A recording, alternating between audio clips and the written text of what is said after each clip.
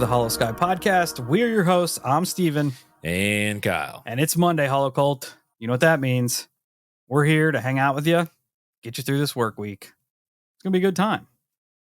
Today, I dove into one of the many triangles in America and all over the world. I think I may start doing a series on this because there are a lot of them. We've covered the Bermuda Triangle, which is kind of the grandfather of all creepy triangles. Yeah. But I mean, since there's a bunch, we're just gonna roll with it. But before we do that, we got to get through all the business. So check us out all our social medias: Facebook, Instagram, YouTube, Twitter, Dick Talk. Wow, that's a good one there. Whoops, that's a good one. TikTok, Reddit, wherever. Just search Holosky Podcast and you'll find us. We're struggling, doing our best. Anyway. If you're new to the show and you don't want to listen to us talk, just jump to about the 5 or 6 minute mark, and then you'll be right into the crux of what you want to be at. If you have a paranormal experience you'd like to share with the Holocult on a future episode of our Thursday show, Kyle's got some information you're going to want. I do. It's simple. Couldn't be any easier. You just write your story out, shoot it over to the email, which is going to be holoskypodcast@gmail.com. And then we put it in the filing system that everybody knows and loves, and you get a show. It's perfect. You get a show. It's flawless, really. And if you have the most insane stories, reach out to us for an interview. It's perfect. Yeah, we need them. If you'd like to support the show, which I'm sure everybody's just chomping at the bit, you can go to Patreon for a mere $7 a month. You get all sorts of goodies. Just tons of cool stuff. Extra episodes. I think we're up to 50 over there now.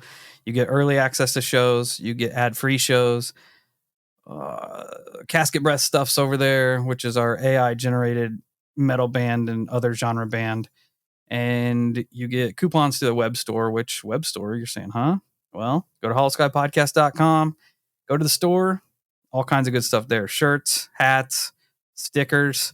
There's going to be some new hats rolling in fairly shortly, which I think everybody's going to be excited about. They're going to be dope. You can also share the show word of mouth. Best thing you can do. Just keep plugging the show out there in the void. Keep plugging it in media. Word of mouth. I ordered some new QR stickers, so you can hit us up with your address and we'll send you some boots on the ground. Stick them all over the place. You can also support our sponsors. If you hear anything on the show that you're interested in, support our sponsors because that helps us. What else do we got here? Oh, you can leave us a 5-star rating and review wherever you listen to the show. And if I find them, I will gladly shout you out. Gladly. This week's 5-star rating and review comes to us from our friend, Gang Signs. Yes. Which is, this might be up there with Bigfoot Bong Ripper. 100%. Gang Signs. I agree with this fully. Gang Signs says, the bros, 5-star. The bros lay down some incredible tales in relatable form. I'm a huge fan of Holosky. Thanks, bros. Thank you, Gang Signs. Thank you. Never thought I would have gotten the opportunity to say that. Thank you, Gang Signs. I just want to say I appreciate the thought that goes into some of these screen names over at Apple. They're the best. They are the best. Still waiting for somebody to get a Bigfoot Bong Ripper tattoo. Yeah. If you do, I mean, I don't think it's out of the realm to say we'll send you some free stuff. So. Oh yeah, absolutely. We're just trying to corrupt the entire world with the Holocult. You might as well. Yeah.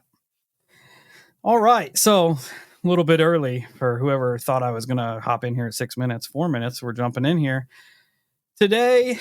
That's efficiency at its best. Yeah, we are really dialing this show in. 5.5 years. Yeah. We're getting her dialed in.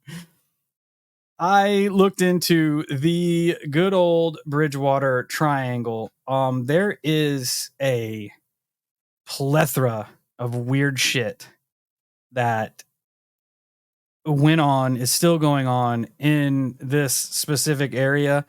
I just picked out some that I could find. Used Wikipedia. There was a whole lot of stuff in Lauren Coleman's book, Mysterious America, that I used. You can get on here and look. Just It's a weird ass place. All right. It's weird. So the Bridgewater Triangle. Again, as I spoke of earlier, I think it's going to be kind of the beginning of my dives into these supernatural triangles. The Bridgewater Triangle is an area of about 200 square miles within southeastern Massachusetts. It's considered a paranormal vortex, paranormal window, kind of a thinning of the veil that's strung out between the towns of Abington, Rehoboth, and Freetown, Massachusetts. Within this triangle, granted there aren't any like real static boundaries, you can find the towns of Taunton, Raynham, Berkeley, Dighton, Brockton, Easton, and Bridgewater.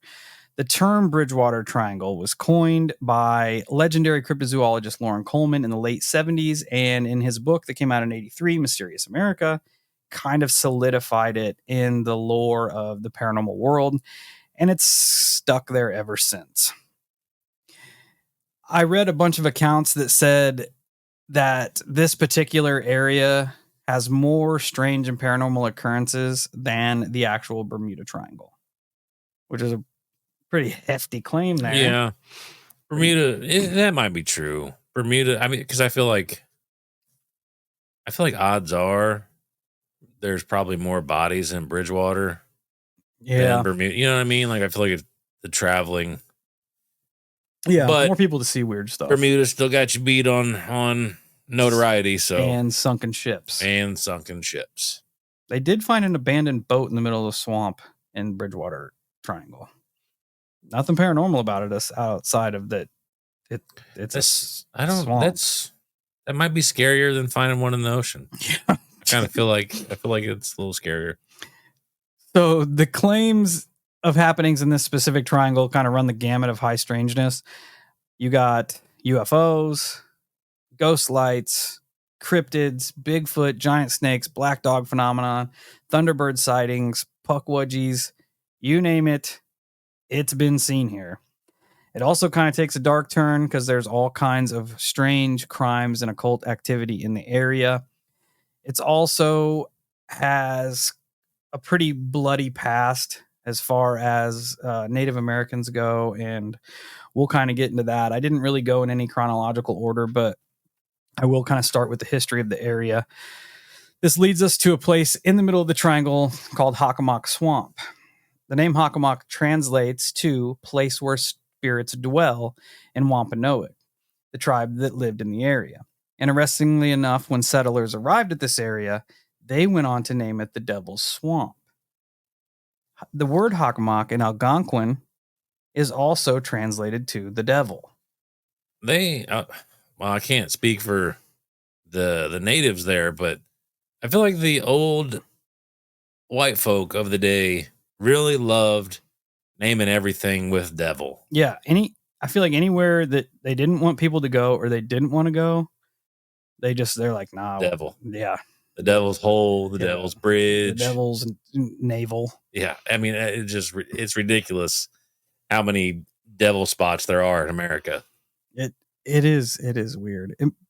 It makes, I mean, on that note, it makes you wonder, like, why multiple different cultures went on to kind of coin that specific area with a supernatural kind of negative connotation, you know?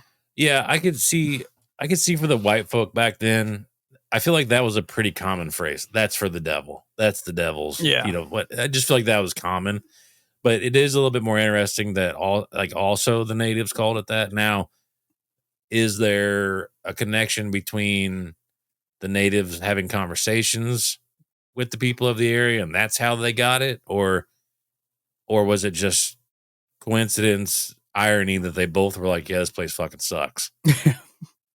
It gets a lot worse for them in the long run. Great. I'll put that out there. But the specific area had been inhabited by Native Americans for thousands and thousands of years. There was one account in Mysterious America that there was an archaeological excavation at a burial site that was over 8,000 years old.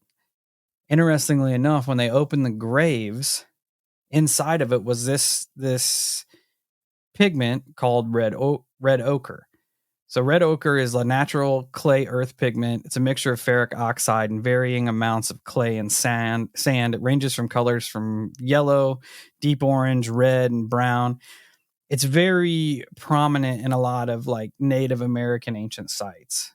There's theories that they would use red ochre to grind up and mix with water to use as like paint substance, all kinds of stuff. That's what I thought it was for. That's because I know that I've heard that before, and I've always attributed to the paintings on walls and stuff. Yep.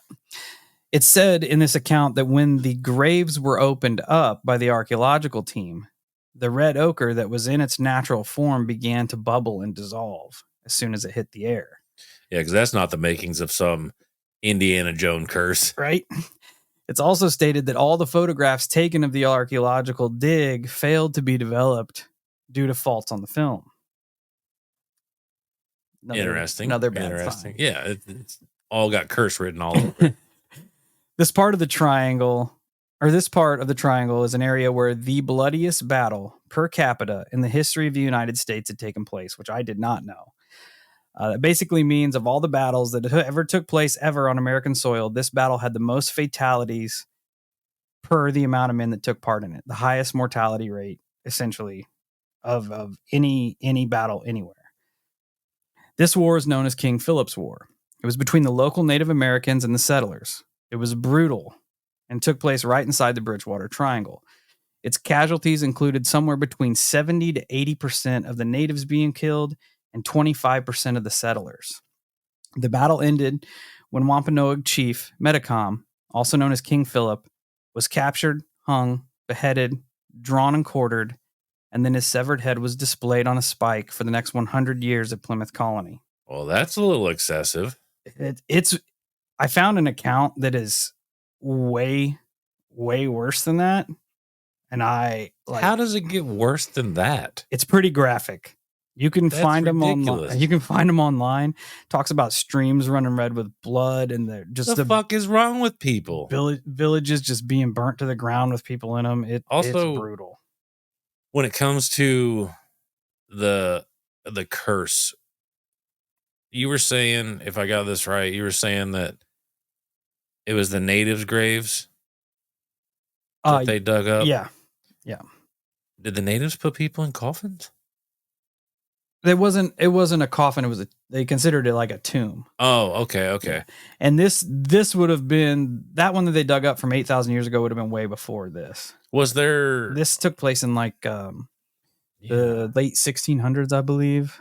That's weird because like I was trying to think, was there an explanation, like a scientific explanation as to why the red ochre or whatever did what it did? Not that I could find.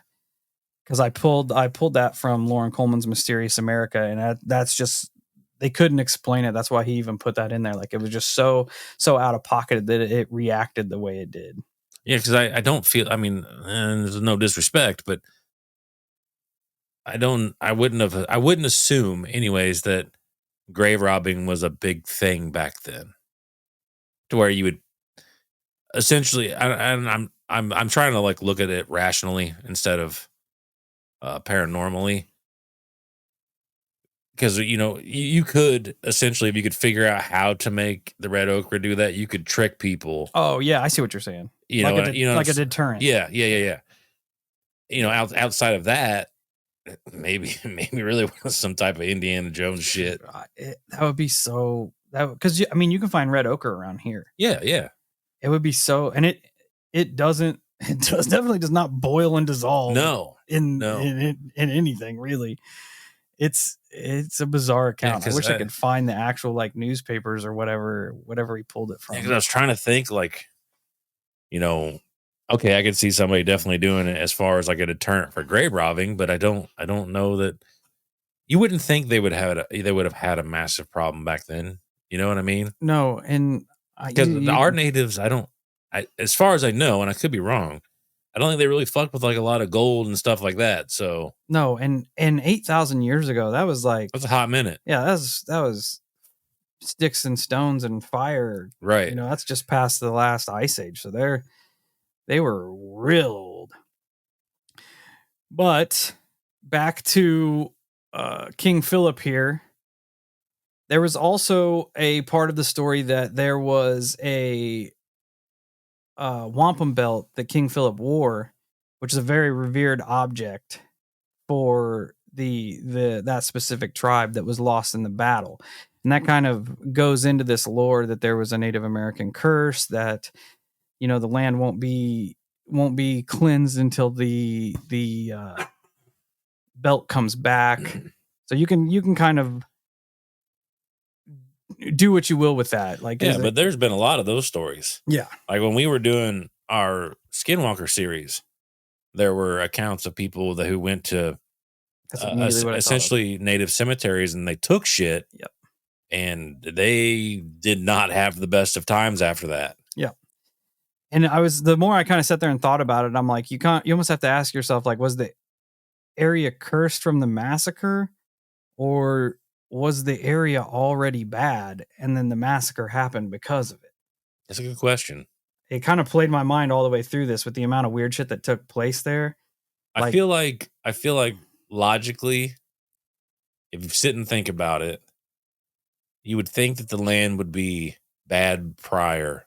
That's kind of where I was. Fight. You know, because if the Algonquin themselves had a nickname for the land, yeah, and the Wampanoag, like, yeah, and all them, if they all had bad juju on the land, you know, and also I know the Algonquin had a lot of like Wendigo sighting experiences as well. So, you know, could that play into the Bridgewater Triangle? The fact that if you look at it like a skinwalker background and it taking essentially a witch or someone evil per se to create a Wendigo / skinwalker, I mean, they might have a subtle explanation or origin story, nevertheless, for the Bridgewater Triangle and all of its bad juju. And they do. Well, I'll get into it a little bit later, but they do have the Pukwudgie, which is its own shapeshifter in its own right. I don't know a whole lot about the Pukwudgie. Yeah, it makes me think Star Wars Ewok little guy. And that kind of fits until it doesn't. Oh, cool. But before we get into all the cryptid weirdness, I'm going to get into some. It's kind of true crimey here, and I know that kind of sits bad with some people, but I feel like it's relevant to the negativity and the whole strangeness that comes around this triangle. So moving on into more recent times, we have another area of the triangle where bizarre things are happening. This is the Freetown Fall River State Forest. It's also been a hotbed to supposed paranormal activity, as well as reported cult activity. The area is supposedly riddled with rundown abandoned structures. If you go into these and look around, you'll find a lot of occult-esque graffiti strewn about all these old buildings. It's said that there's pentagrams, upside-down crosses, 666s line a lot of these old structures.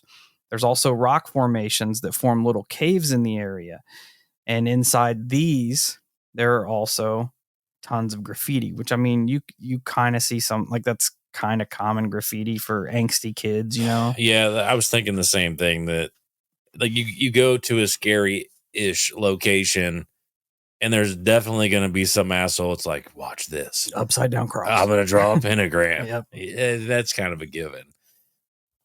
So I'd have to see the area and the imagery to make a further statement on that per se, outside of, you know, teenagers doing that type of shit. It does go further though. People reported strange altars being found in this area as well, including many places of possible animal sacrifices. Okay, we have now crossed that threshold. Cats, dogs, birds, deer, cattle. Many found drained of their blood, but no blood found at the site. Almost like it was taken, or they were killed at another spot and pulled in. I did see a picture. Trigger warning here. It was of a swan. I'm assuming it was completely drained of its blood. What kind of asshole kills a swan? And it was placed in the center of a perfect pentagram made out of stones found around the area. That's crazy. It was just, and it looked like it had just sat down, but it was Dead and slain. It was crazy. That seems like more than teenagers. Yeah, but if that's their teenagers in the triangle, they need to reevaluate themselves. I'm not trying to hang out with those types of people. And it doesn't get any better. In 1998, 2 particularly heinous acts of cattle mutilation were recorded. One being an adult cow that had been found in the woods of the park, butchered with its organs strewn about in the trees.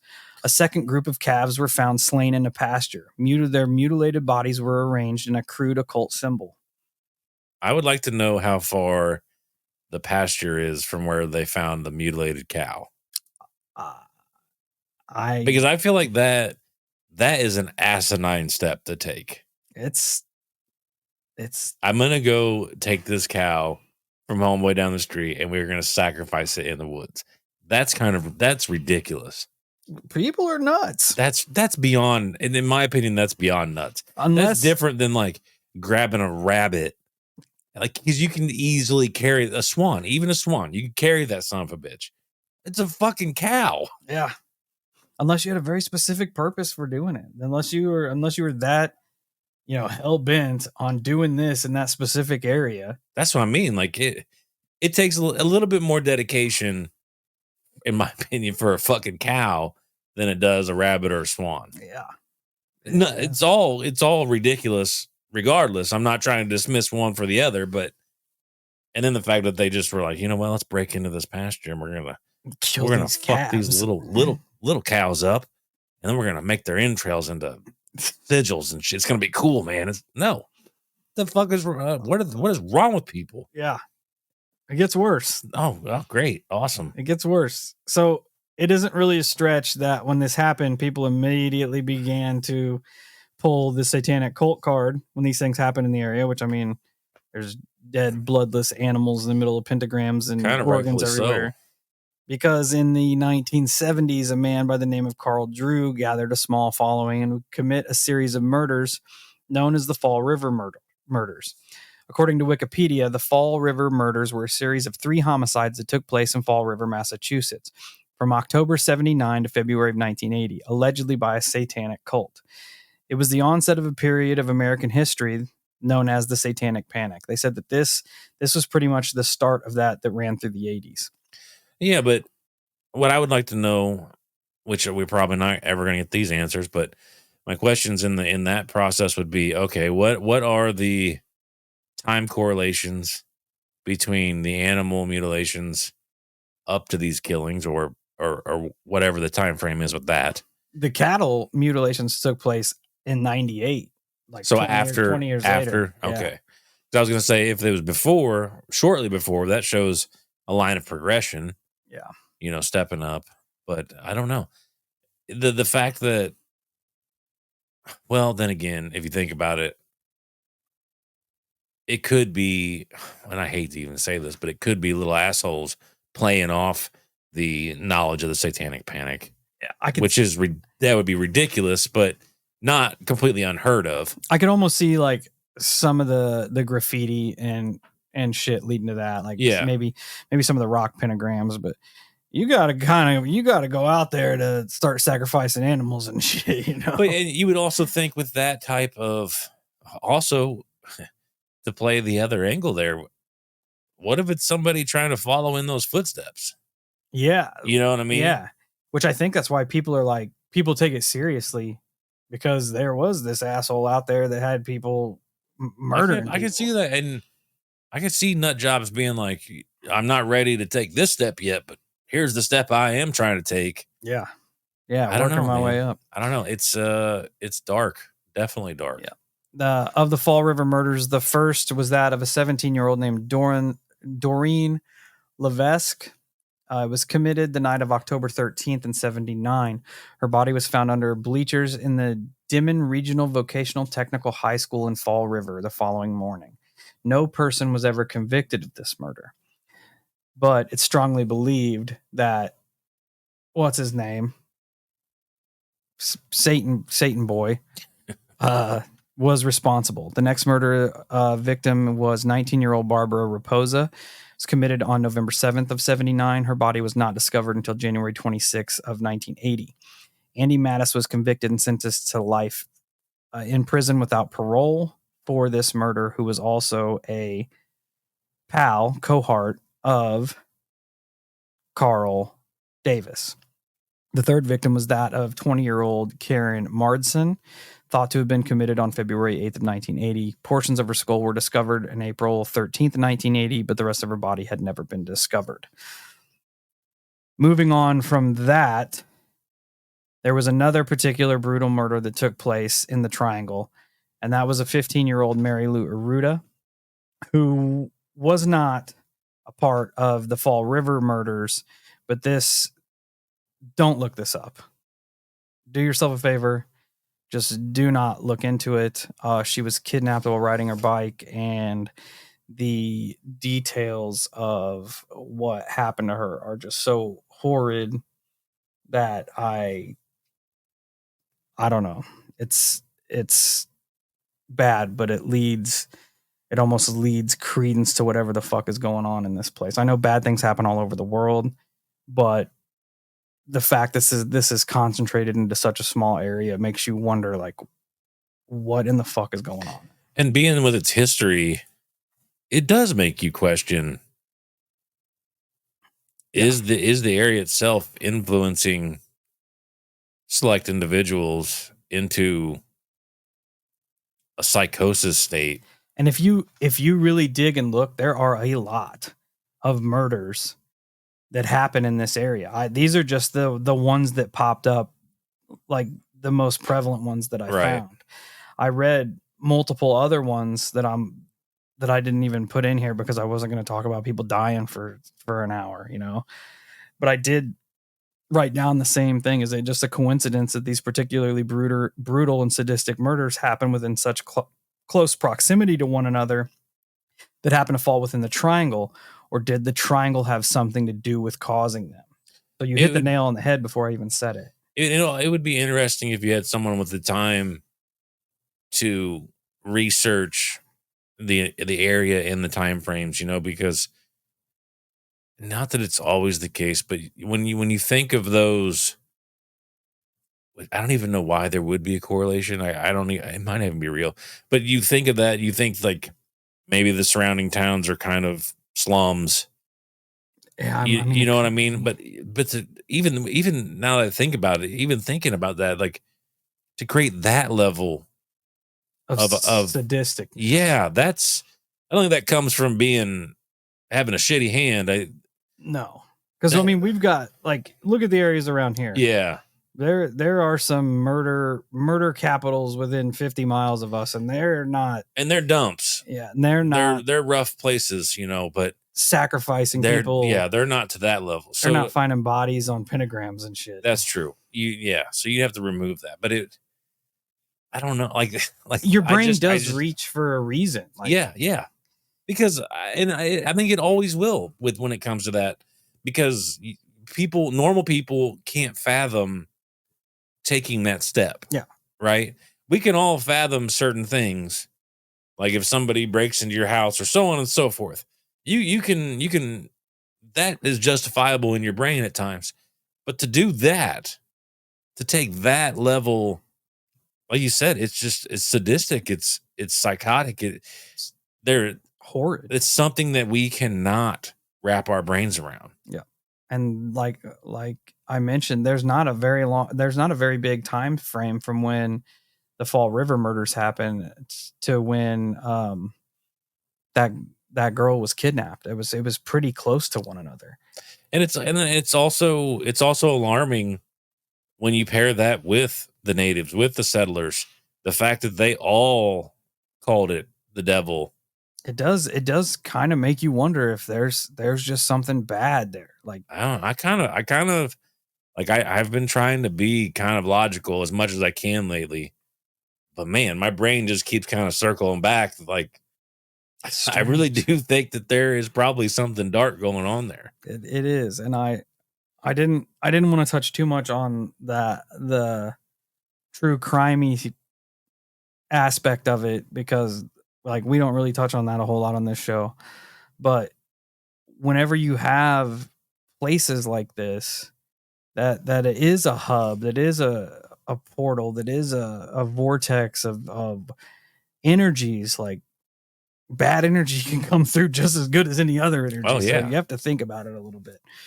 We're going to move on from that to the paranormal now. We're back in business, baby. First off, we're going to have the Pukwudgie. Good old Pukwudgie. Got to be one of the best names in cryptozoology. It doesn't sound intimidating at all. No, it doesn't. It translates to little wild man of the wood that vanishes. Still not scary. No, it's a human-like creature of Wampanoag folklore found in Delaware, Prince Edward Island, parts of Indiana, and also Massachusetts. Said to be between 2 to 3 feet tall. Not crazy. According to legend, Pukwudgies can appear and disappear at will. Shapeshift, of which the most common form is a creature that looks like a porcupine from the back and a half troll, half human from the front that walks upright. It also lures people to their deaths, uses magic, launches poison arrows, and can create fire out of nowhere. Oh, so that's kind of scary. Yeah, it has. I retract my previous statement. It's tricks up its sleeve. Yeah, it's like it is like a very potent trickster. Yeah. Native Americans believed Pukwudgies were once friendly to humans, but then turned against them for some reason. They can't find in the timeline where it went wrong, but I mean, humans kind of have a way of, I believe that kind of fucking shit up.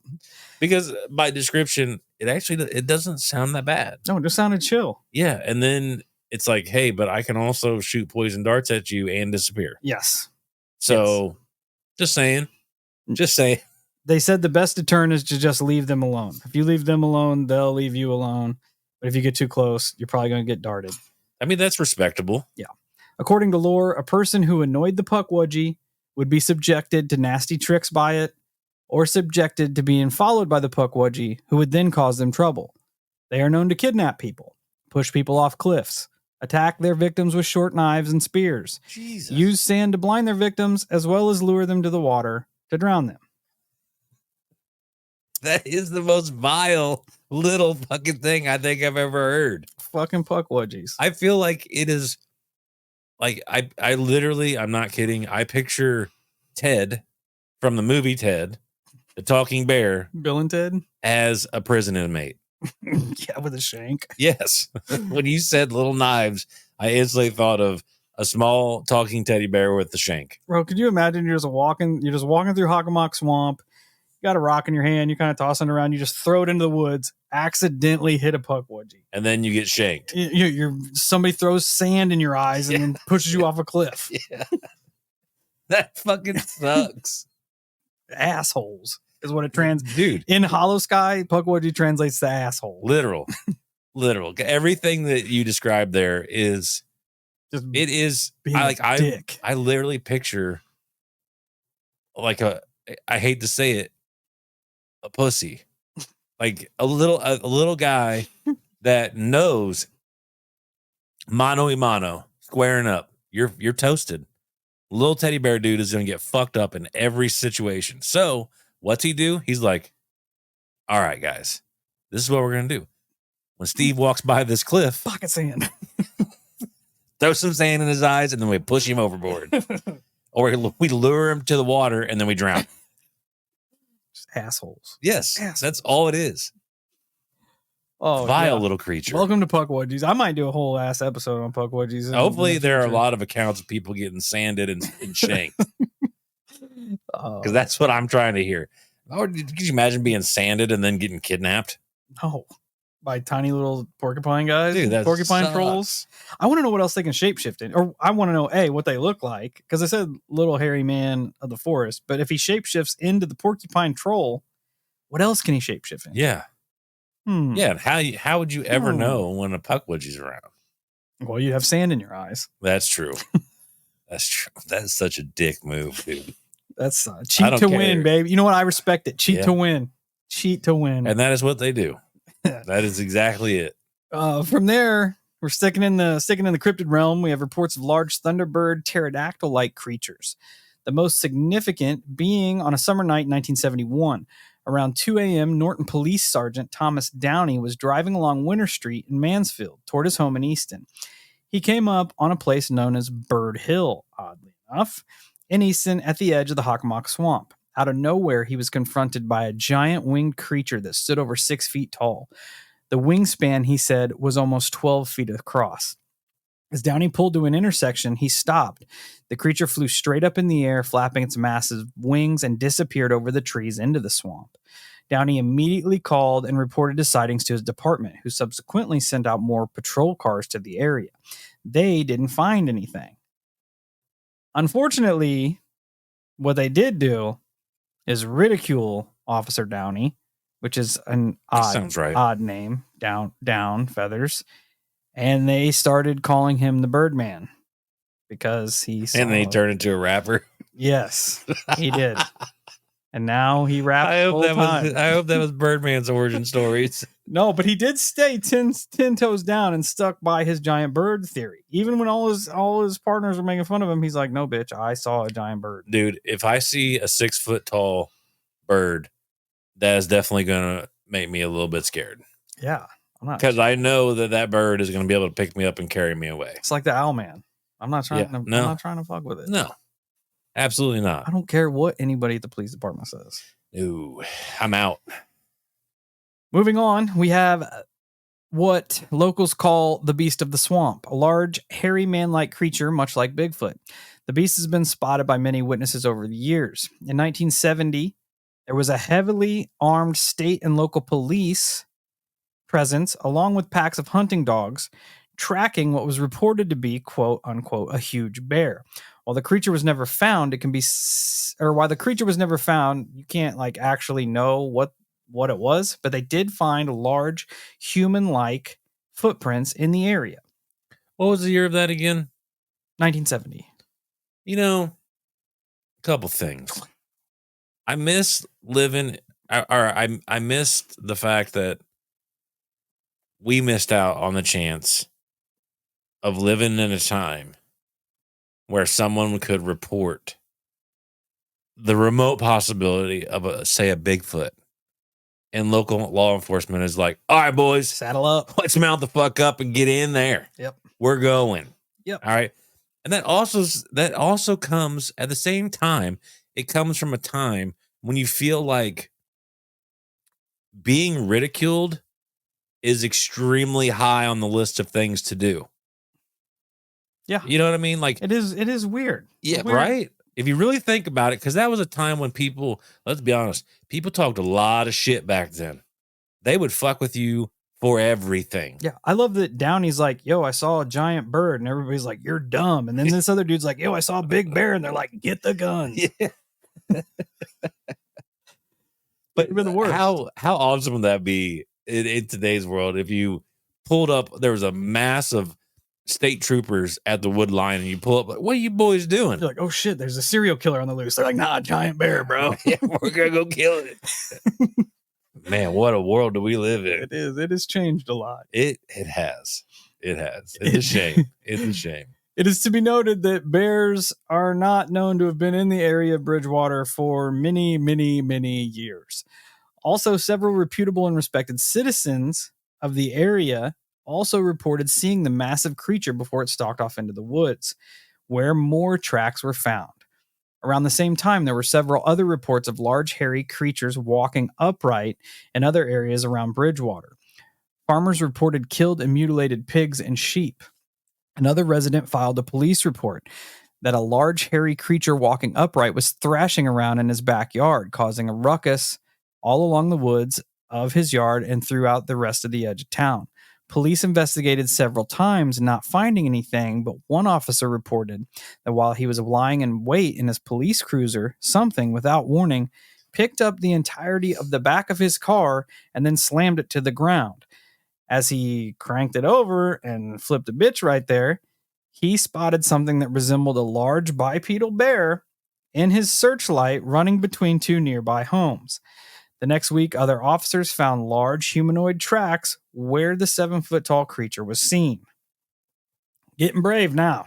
Oh, I love the fact, and I don't know who worded it this way, but I absolutely adore is a better word, adore the fact that this idiot and that it was worded rather in the context of he laid in wait That's what inside his car. That's it. That was verbatim. I think it was from the interview that Warren Coleman did. That is the best. I hope the cop said that, like, I was laying in wait. I was ready to spring the trap, and in my car, he just bounced the whole back of my car. You fucking sissy.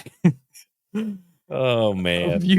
A few years later, there was another spat of sightings in 1973 and 74 in the area of Raynham. A night security guard at the Raynham dog track reported a series of horrible screams and screeches that frightened him and upset the dogs at the track. When investigated, huge humanoid footprints were discovered in the snow just south of town, measuring between 15 to 18 inches long. Like big boys. Damn. Several other police reports were documented by people near Raynham seeing a tall, furry, man-like creature in the swamp. Another report of men on a canoe trip in a lake in the swamp, Lake Nippinicket. I hope I said that right. That's a good name. That's a good name. AKA Lake Nippy, a few miles southeast of Raynham, cited a small red-haired chimpanzee-like creature on an island in the middle of the swamp, which reportedly was walking on its feet upright. These old boys put their canoe right on the island and went after it, but they didn't find anything. So that almost sounds Puckwudgie-ish to me. Puckwudgie. Yeah. Ish. I could do that. Because small, hairy man. Yeah, and I definitely feel like the other one has a high chance of being a Bigfoot. Yeah. Yeah. Probably just a big Bigfoot. Yeah. Like, I feel like it's because they even said like a set of the footprints they found was very humanish. Yeah, they were all humanoid footprints. Yeah, and if it's a bear, I mean, it's gonna have claws and stuff. Oh, in Massachusetts Bigfoots are different if they're throwing police cars around. I mean, it would be cool. That would be cool. From there, we're still in cryptid land because there have been reports of giant snakes in the area. In 1939, civilian Conservation Corps members were working around King Philip Street at the edge of the swamp when they saw a massive snake, quote, as large around as a stovepipe. The snake coiled for a moment and raised its spade-shaped head and then disappeared into the swamp. There is local folklore, local legend that says whatever this giant serpentine creature is appears every 7 years. I tried to find more on the local legend, but I could not. So if anybody that's out that way around Hockomock knows of this giant serpent that shows up every 7 years, hit us up. I feel like there's a dude exploring with Phil. I think he goes there quite often and looks for shit. There is there's a couple other creators that do too. CJ Faison, I can't remember. He's always in Hockomock doing weird like ghost hunts and shit. And of all the things that you've listed so far, I feel like the massive snake it is and should be the rarest thing for that area. I mean, more so than Puckwudgies? Yeah. Or I bet. I mean, usually massive snakes aren't up that far north, right? No. Where are Puckwudgies? That's besides the point. Copy. I still believe that Puckwudgies are more relevant to the area than giant snakes. Yeah, I mean, I get that. I'm not trying to fuck with a giant snake. No. I'd rather fight a Puckwudgie. Yeah, I watched Anaconda. Exactly. Humans don't end up on the good end of that. That is correct. You know what will fight a giant snake? Giant cats, because they're there too. Oh shit. That is like the worst place on the planet then. Yeah, that's what I said. I'm not trying to go there. No. Whatever. The veil doesn't exist here. But giant cats, no stranger to the triangle either. In 1972 in Rehoboth, there was an actual police organized lion hunt. Residents of the area had been being stalked by what they believed to have been a large cat or mountain lion. Cattle and sheep in the area had been mysteriously murdered and mutilated, their bodies marked with huge claw marks. Police took casts of the animal tracks and used dogs and a helicopter in an attempt to track the animal, but nothing was found.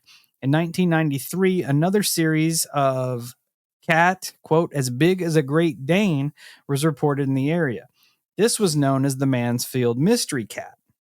I found an article from UPI.com from 1993. Expert says jungle cat on the loose in eastern Massachusetts. Mansfield, Massachusetts. A wildlife expert said Wednesday that the big cat on the loose in eastern Massachusetts may be a hybrid jungle cat native to North Africa. This is not a wild mountain lion or a cougar, said Dr. Charles Sedgwick, director of the wildlife clinic at Tufts University in Medford, Massachusetts. The animal, originally thought to be a mountain lion, was first spotted on March 12th. It has been sighted repeatedly since then and in 3 towns south of Boston. At least 2 sightings were reported Wednesday in Mansfield. It's certainly not a huge cat. The jungle cat is popular with people who like to hybridize wild cats with domestic cats, Sedgwick said. Sedgwick said the physical traits of the cat match those of a jungle cat: a long body, short legs, fluffy tail with rings, and a blocky head. State environmental police were using dogs, setting traps in an effort to catch the animal, which authorities say was between 20 to 30 pounds. Local residents have named the cat Sylvester the Mystery Cat. The opportunists have began selling t-shirts, which I knew was coming. Yeah. With a drawing of a cougar that says I survived Cougar Country. My bad. Cougar Country. But are we all trying to survive Cougar Country? That's the question. The cat has been blamed for maiming ducks and stealing chickens, but Sedgwick said it's unlikely the animal is dangerous. It's something that might kill a puppy or a kitten, but it's certainly not going to take some dairy cow down. He said, still advise residents not to corner the animal because it could get violent if scared. Sedgwick said it is likely an owner lost the cat and is reluctant to report missing it. The state and federal governments require licenses for jungle cats and other exotic animals. And Sedgwick said Sylvester's owner probably does not have one. If caught, Sedgwick said the animal will probably be taken to a feline retirement community for wild and hybrid cats in activity. So, while this obviously isn't the one that was murdering sheep and shit, it does kind of lead credence to the fact that maybe people either have these cats and are releasing them, or they're coming through the portal that is Africa. The triangle. Yeah. What if all these triangles link up? I mean, I wouldn't doubt that, but how else did they find a ship or a boat in the swamp? Hopefully it was a cruise liner. Because it came from the Bermuda Triangle. Yeah, I agree. That was going to be my question, though, is if people in the area owned wildcats. Because I know at select points in time, exotic animals were a mass craze. Yeah, people shouldn't be able to own them. No, why the fuck would you want one? Exactly. Because I was going to ask you, what would you rather fight, a cat or the giant snake? And I'm talking like lion cat. Giant snake. You'd rather fight the snake? 100 times over. Me too. Me too. I'm not fighting a fucking tiger. No. Of all the animals on the goddamn planet, I am not fighting a tiger. No. If I had to choose, I'll fight a shark. I'll fight a gorilla. I'll fight grizzly bear is questionable. Grizzly bear, polar bear, and like Bengal tiger, they're top of the food chain. They're scary. I think for me personally, all cats are terrifying. From house cat all the way up to the big boys. I think a giant ass tiger could probably take a fucking grizzly bear. I bet it'd be a good fight. Yeah. The tiger would have to rely on its speed, because if that bear got a good whack at it. Yeah. Because them grizzly bears can break mooses' backs in one club. Yeah. So that's a lot of power. I'm just not, I'm just cool with just staying in my house. Yeah. Who do you think would be the faster death, the cat or the snake? Cat. I think a cat would kill you quicker. I don't know. Cats play around with their shit. And most of the time, them big cats go for the throat. Yeah, I'm cool. Once they get your throat, it's game over. You think a snake that size is going to coil you up and slowly start squeezing you? Yeah, I was thinking the cat would probably be the quickest death. Yeah, I'm thinking cat. Cat will probably grab you by the back of the neck and just... crunch. You're done. Done skis. Oh, it's terrifying. Yeah. Why does there need to be an area where massive stovepipe size snakes exist and massive cats? Giant barefoots? Yeah, and giant barefoot. Like it, and then little cute puck wedgies, and then they throw sand and shanks. I mean, if you live in an area with giant snakes, giant cats, giant bears, you would. I mean, and you're a little porcupine man. You have to fight. That's true. That's true. I like that. Unfair. That definitely explains why they are so vicious. Yeah. You know, how is a puckwudgie going to get away from a cat? Yep. Well, if the cat's blind because it got pocket sand in the eyes. Perfect sense, man. Push it off cliffs, drown it, whatever you got to do. I mean, if they've existed there for hundreds of years, they're doing something right. I agree. I think that we have solved why they are so violent. Yes. But since we're at giant felines in the triangle, you can't have giant felines without giant canines. Oh, cool. Dogman. Something. In 1976, a huge, quote, killer black dog was reported in Abington. The dog ripped out the throats of 2 ponies. Local firefighter Philip Kane, owner of the ponies, saw the dog standing over the bloody carcasses, gnawing at their necks. He said the dog eluded police searches, and for weeks afterwards, stalked and terrified the community. I love the way people have written in this episode. These giant black dogs, they have eluded the police at every turn. They did. The police didn't catch them. No, but it makes it sound like the dogs are purposely just watching out for the fuzz. They're just like, we got to get. Hold that 2 thought. steps ahead, bud. Hold that thought. 2 steps ahead. During the 3 days following the attack, local police received over 1,000 calls. Awesome. Seeing the giant black murder dog. That's excessive. Kids at local schools were kept inside at recesses in fear of the giant local murder dog. Why the fuck do we not live during this time? Gun shops sold out because homeowners wanted extra protection. For whatever this beast was. What the fuck are we doing? We are worried about riots in our country. We need to be worried about fucking crazy big ass dogs. Dude, so much funner. So much funner. Hungry murder dogs. And that, I also laugh at that because I feel like in this area, every poor, slow, majestic animal is getting fucked up. Yeah, dude, so bad. And speaking of eluding police, the last sighting was by Officer Frank Curran, who spotted the beast along some local railroad tracks. He fired a shot at it, but missed. Oh, the creature looked at him, turned away, and just walked off into the swamp. Awesome.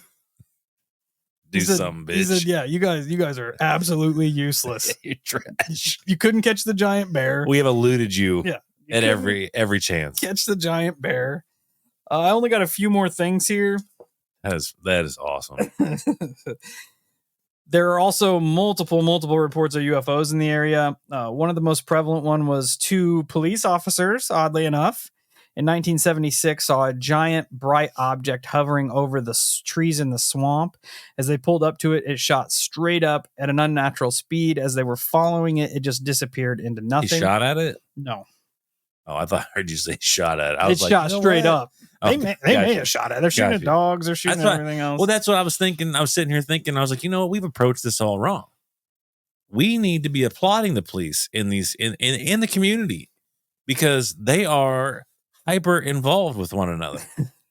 You know, whenever giant killer dogs get involved, the cops are out. They're trying. They may not be getting the dog, but they're trying. Giant bears are out there. They're out there. Giant cats are reported. Hey, we got to get out here and we got to do work. They're taking Bigfoot prints and they are out there. That's what I'm saying. Maybe they're just doing their best. Yeah. Which, I mean, I think we looked at it all wrong. Yeah. You know what? A lot of people's best is a lot of other people's worst. Bro, could you imagine? Could you fucking imagine getting a call from the school saying, hey, just want to let you know, kids aren't going outside today because of the giant killer dog. Okay. Yeah. Keeping the kids inside today. Bro, just imagine. Yeah. Think if you were, I'm trying to live in that time. If you were an Abington police officer in the 1970s, think of the shit you had to deal with. Satanic murders. Yeah. Bigfoots. UFOs. Giant werebears. Dude. Just giant dogs. Giant cats. I mean, you're essentially Mulder at this time. Yeah. You're Mulder. Dude, every day you go in, you're like, low grade, lower intelligence Mulder.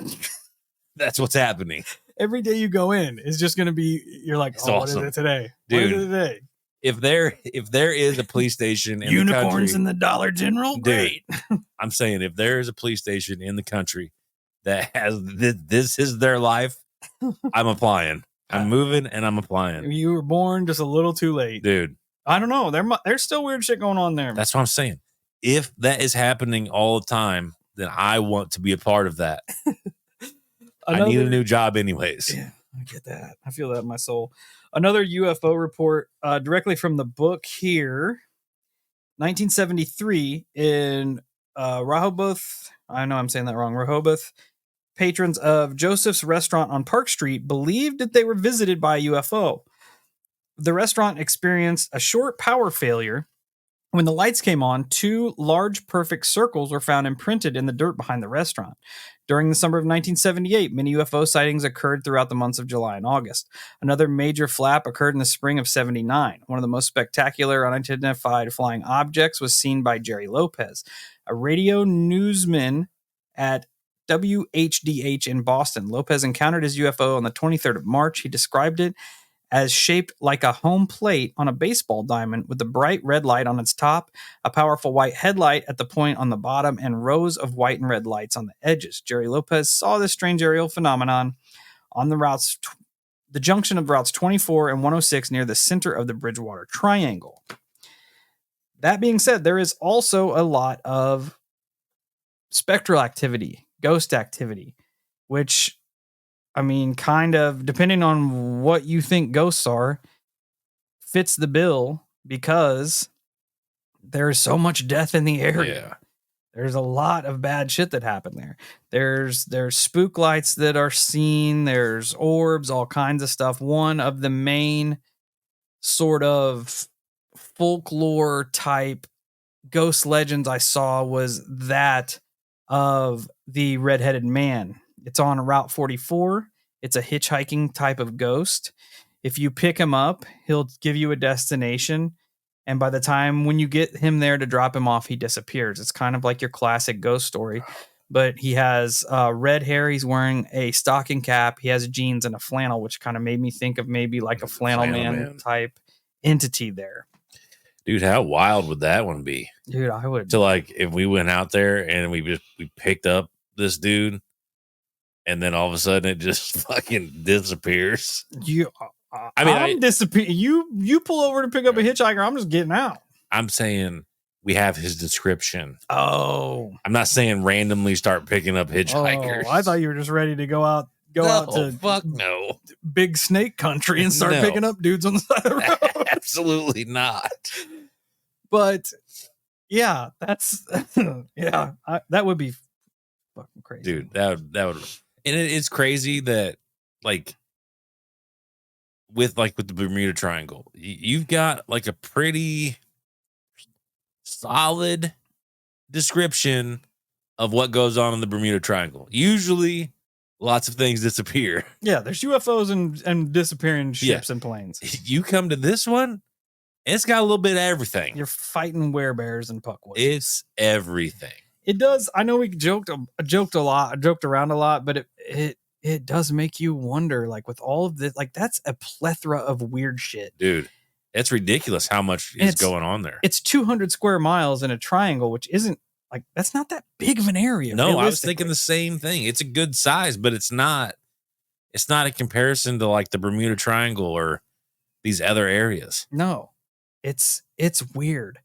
And I haven't done research into any of the other triangles, but I'm going to. It begs, like, what about these areas make them such a hotbed for this weird shit? Arguably, I would, like, from everything that's happened at Bridgewater, arguably, I would put it up against Skinwalker. Yeah, Skinwalker Ranch. That's an excellent point, because if you took the weirdness out of Skinwalker and you put this weirdness in there, it would hang out. Oh, absolutely. Yeah, absolutely. Because you do have a specific list of things that typically happen within Skinwalker, but there are the anomalies. You do hear of rather weirder things once in a great while, just like with this Bridgewater Triangle, where you have kind of like a base. Like it almost has like a baseline for weird, and then it's like, well, watch me spike here, and we'll let in some even more anomalous things that don't make any sense at all whatsoever. Yeah, really the only difference between the two is the seeming effect it either has on on people to do nefarious stuff, or the draw it has to bring people who do nefarious stuff in here. And I think it's just because Skinwalker's in the middle of nowhere. That makes sense.